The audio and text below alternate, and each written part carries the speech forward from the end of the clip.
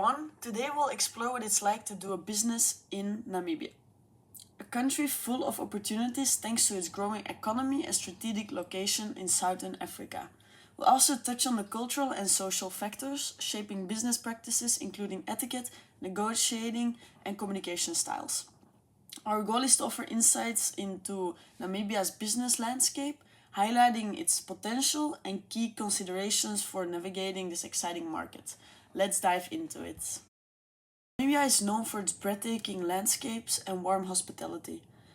It's a stable and promising hub for trade and investment since gaining independence in 1990. It has developed into a strong democracy with an evolving political landscape. The political party that's now leading is SWAPO, and PDM is the opposite party. The economy thrives on natural resources like diamonds and uranium, a booming tourism sector, and agriculture. Though challenges such as water scarcity and inequality persist. With its unique mix of tradition, stability, and ambition, Namibia presents exciting opportunities for those ready to explore its potential. Sector and tribes. Namibia have a lot of different tribes with their own language and their own culture. I would love to talk about all of those different tribes, but I think the PowerPoint presentation is not big enough for this because it's going from their own culture to their own language. So I think it's a bit too much to explain it all in one PowerPoint presentation, one dia actually. So now I'm going to talk about the three tribes that I think will do the best in business and that interested me the most. The one that interested me the most are the white Namibians. They are descendants of European settlers during the colonial rule. They are primarily Germans and Afrikaners. They benefited from the apartheid area policies, which granted them sustainable land and wealth. They own 50% of the farmable land thanks to the apartheid rule, and thanks to those 50% farmable land, they are the leaders in agriculture business, focusing on large-scale commercial farming and exports. The second group that interested me the most and that I think will do good in business are the Ovamba people. They are the largest ethnic group in Namibia, and they are traditionally organized under a chief-led governance system. I think their strength in business would be the use of political influences to create opportunities for local businesses, because it's the largest ethnic group and this group loves politics, and I think they will benefit if they use their political influence for local businesses. And the one that I found the most unique are the Damara group. They are so different from the white Namibians and Ovama people, and they're like in the same country. I think in business they are experts in crafts and in artisanal goods.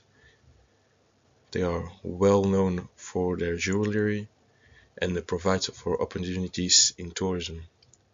With the difference in culture from the others, I think they would benefit a lot if they use their cultural tourism, their culture as tourism to attract people from around the world. Namibia is a beautiful country, so I think they benefit already from tourism already. But then the Damara people, I saw videos, I saw photos, it's very, very unique. But yeah, I think those three ethnic groups will do the best in business in Namibia.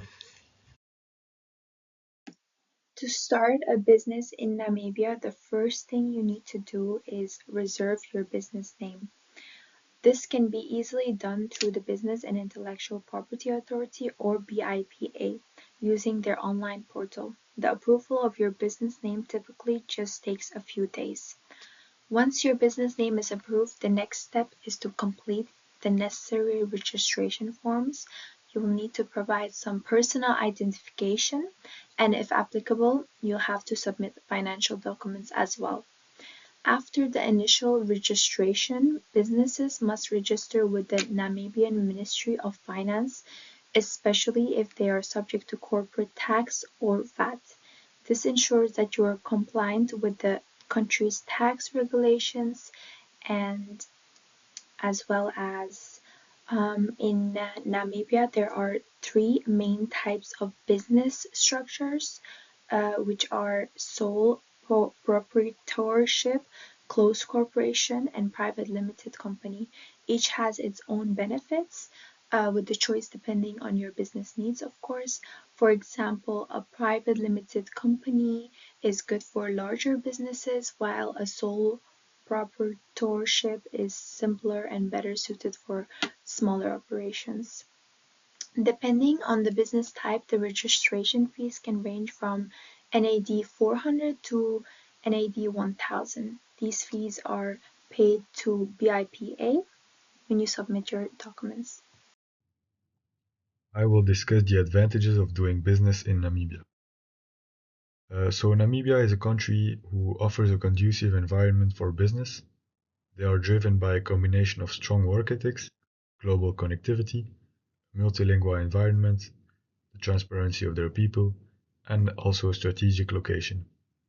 These factors create a perfect environment and also great opportunities for local and international companies to thrive and expand their company. So first I will start with discussing their work ethic. Namibians are really known for their discipline and dedication. This cultural trait ensures a productive workforce, fostering their business efficiency and high quality work. Secondly, we have the global connectivity. So Namibia is a country who is pretty well positioned with access to global trade routes, especially through the port of Walvis Bay, which is one of the most efficient and modern ports in southern Africa. The country also benefits from well-connected air transport services, making it easier to engage with international markets, especially in Europe and with the rest of Africa. Next, we have the multilingual environment. With English as the official language and a lot of local languages like Afrikaans, German, and various tribes languages, Namibia is a country who offers a rich multilingual environment.